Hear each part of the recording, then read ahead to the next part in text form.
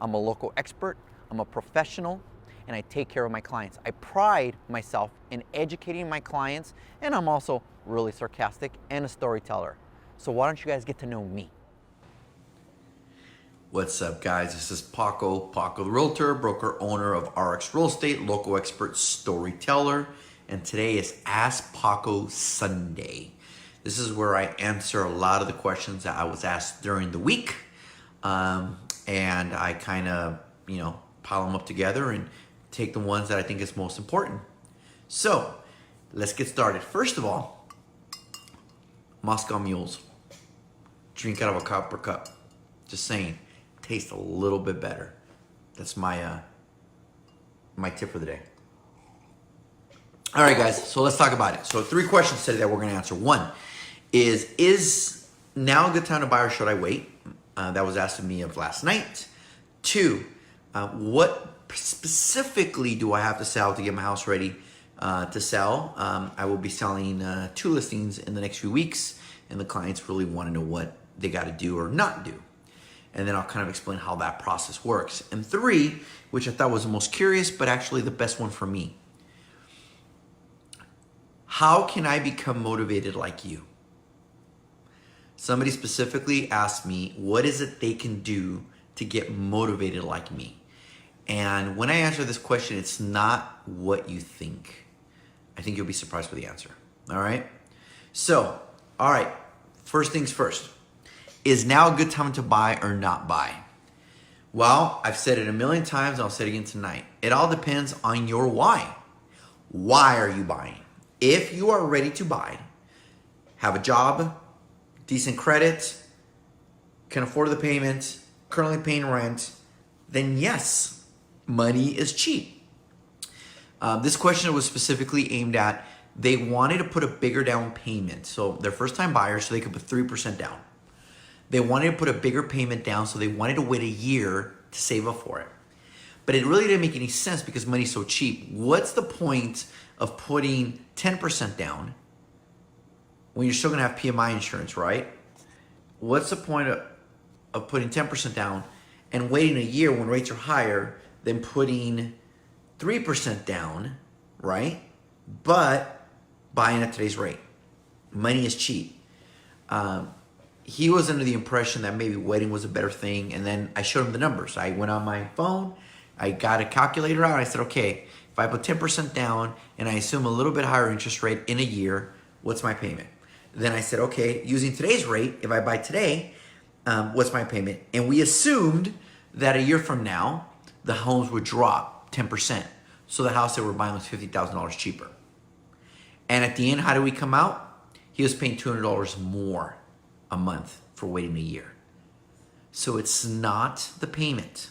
It's not the purchase price. It's the interest rate. Money is cheap. I'll say it again. I said it last week and I'll say it again. Money is cheap. So if you can afford to buy and are currently paying rent, there is absolutely no freaking reason why you shouldn't buy. I'm just telling you right now, you are going to regret it.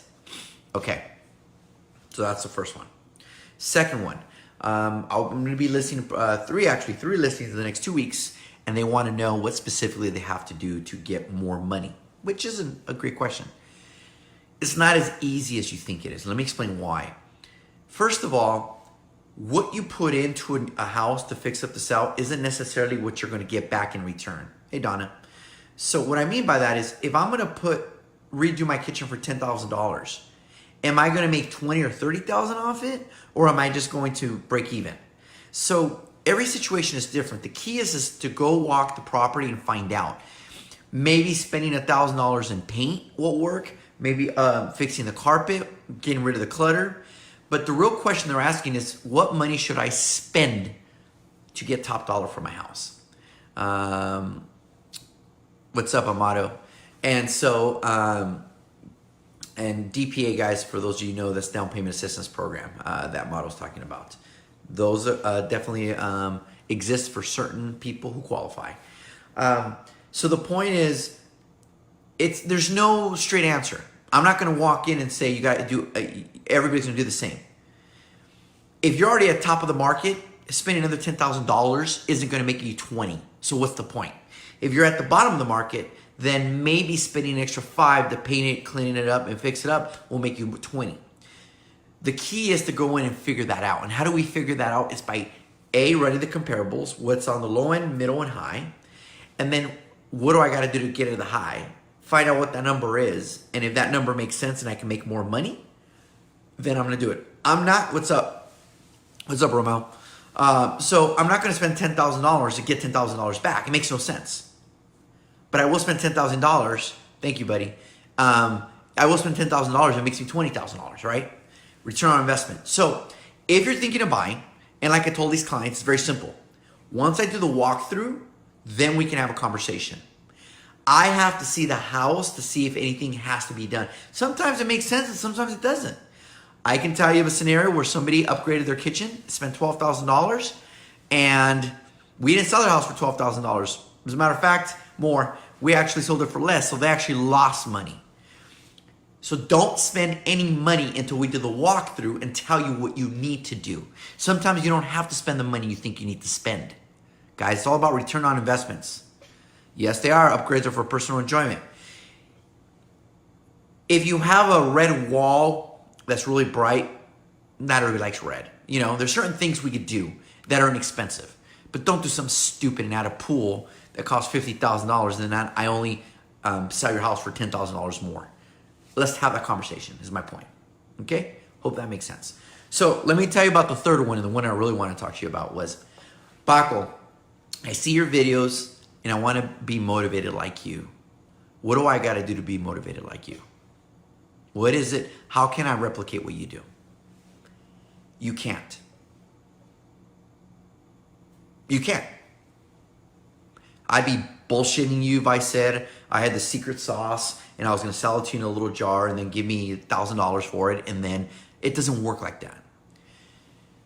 To get motivated to do anything in life, you must find your why. I've talked about this before. What is it that motivates you? And we're all different. So what motivates me? Paco, bro, it's in your DNA. You rock. Thank you, sir. What motivates me is not what motivates one of my buyer's agents or one of my showing agents or one of my assistants or one of my clients or one of my friends. We have a different why. The question you should be asking yourself is not how, not what do I got to do to be like you? It's what do I got to do to figure out what my why is? Is it more money? Is it a better job? Is it providing for the family? Is it growth? Is it travel? Is it hiking? What is the why? What is it that gets you out of bed in the morning? See, the problem is that we go out, spend $2,000 on a seminar for 3 to 4 days. We go rah, rah, rah. We're giving all these scripts. Then we go home and then we do shit with it. Why? Because you didn't tap into your why. Those conferences are good to recharge batteries, but they're not going to find your why, my friend. So when this individual asked me that, I asked them, what makes you happy? What's your why? They had no idea. Let me be very clear. That's a journey in itself. Finding your why. It took me a few years to find my why. I enjoy helping people and making them smile. There's a reason why I'm sarcastic. There's a reason why I'm a realtor, because it allows me to engage with a lot of people. I love to be an educator. There's a reason why I give all this education stuff out. I've had realtors tell me, you give too much information out. Bullshit. I don't give enough. I am a firm believer that what you give, you get back. And I've said it a million times. I want to be respected and appreciated for who I am. Therefore, I respect and appreciate everybody I come into contact with. I don't judge. You have a problem, I'll never judge you.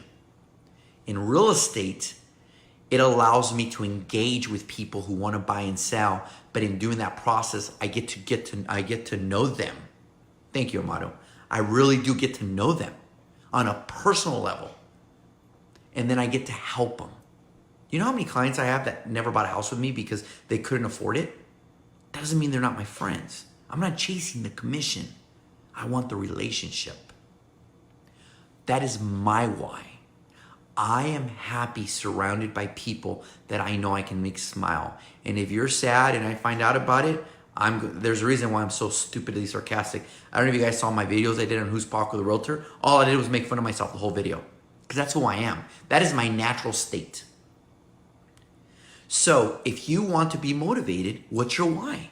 What is it? What the hell is your why? I got good news and I got bad news. Let me start with the bad news. There's no simple answer. We all have to go through our different journeys, failures, and successes to figure that out. But it starts with knowing there is a why. So if you already know, if you see this video and see, I don't know what my why is, then guess what? Your journey just started. Time to figure that out. Maybe it's to be just a good father, a good husband. Maybe it's to be a better parent. There's a lot. It could be simple. It's not about changing the world. What was it, Gandhi or Mother Teresa? Now I can't remember. That said, be the change that the world that you want to see in the world. By the way, what is your why? Great question. But I think I just answered it, Oscar. I love making people smile and making them feel loved, because I don't think there's enough in the world. I think that our media sells fear because that's what sells, but that's not what people want. They want to be real. So is your why to teach? Is your why to cook? Is your why to, what is your why? What is it that makes you feel loved or love? That's your why. Has nothing to do with money, by the way, guys. Nothing to do with money. Okay? You can still have a job to pay the bills, and then that's just the job, and then when you get home, you do that whatever you want to do. What's your why? So I am fortunately disappointed this individual, and they looked very disappointed when I told them that I did not have the secret sauce that I was going to tell them.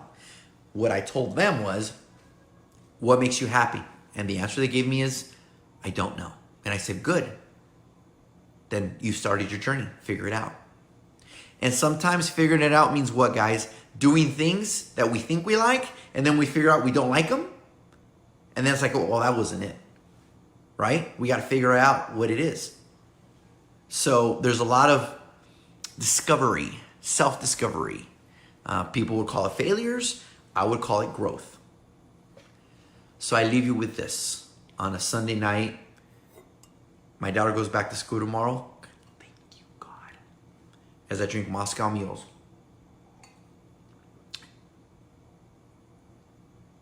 Putting money aside, what is it that makes you happy? That's where you start. And then you figure out a way to get compensated for it. And if you can't, that's okay. You can have a job 8 to 5. Thank you, buddy. You can have a job 8 to 5 and then spend your every evening, every weekend working on your why, on what makes you happy. It's that simple, guys, but it's that complicated. I know that's kind of confusing, but that's kind of who I am. So, what is your why?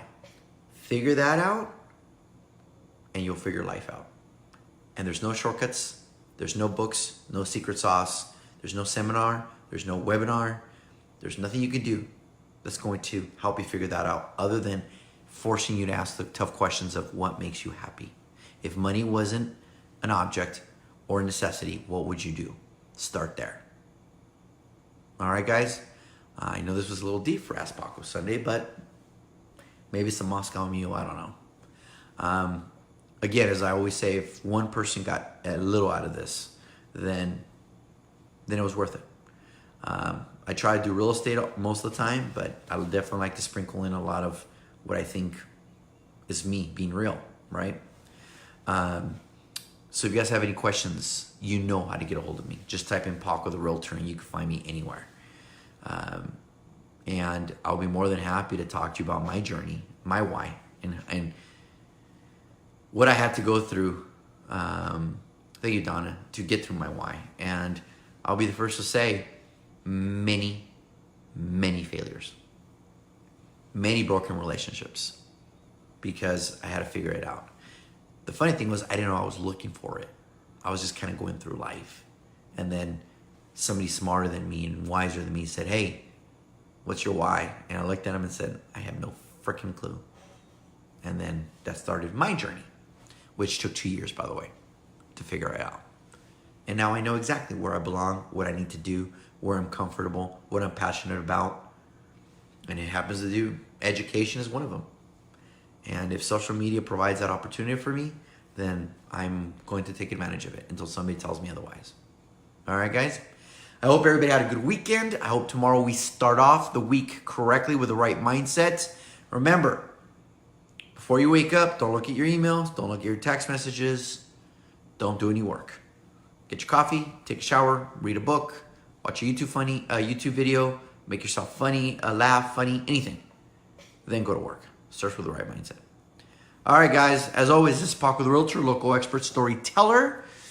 And I hope I at least reached one of you guys. Salud. Ask Paco Sunday.